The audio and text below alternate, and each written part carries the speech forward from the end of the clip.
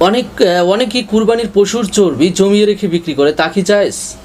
না, এই প্রশ্নটা কোরবানির কোনো কিছুই বিক্রি করা যাবে না, এটা ইসলাম নিষেধ করে দিয়েছে, জায়েজ নেই। জি।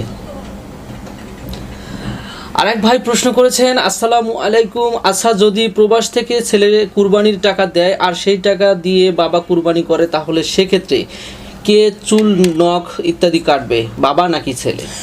আলহামদুলিল্লাহ, খুবই সুন্দর একটি গুরুত্বপূর্ণ প্রশ্ন করার জন্য ভাইকে ধন্যবাদ। আসুন আমরা একটা হাদিস জানি, হাদিসটা জানলে ইনশাআল্লাহ আমরা টোটালি ক্লিয়ার হয়ে যাব। আন উম্মে সালামা রাদিয়াল্লাহু তাআলা আনহা আন নবী সাল্লাল্লাহু আলাইহি ওয়াসাল্লাম, মান রাআ হিলাল যিল হিজ্জা ওয়া আরাদা আন ইউদহিয়া ফালা ইয়াখুদান্না মিন শা'রিহি ওয়ালা মিন আযফারিহি।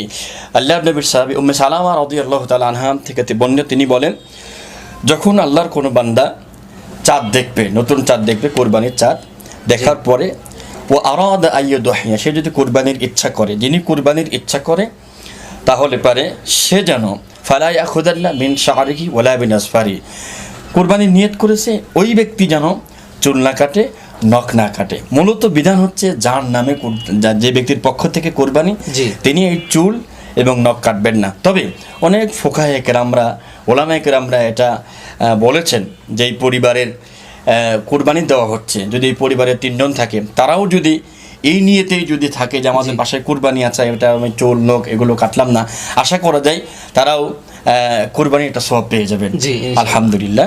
তবে মূল বিধান হচ্ছে যে ব্যক্তির পক্ষ থেকে কুরবানি, উনি এগুলো কাটতে পারবেন না, মিনিমাম 1 থেকে 10 তারিখ পর্যন্ত, কুরবানি হওয়া পর্যন্ত ইনশাআল্লাহ। অসংখ্য ধন্যবাদ ভাই আপনাকে।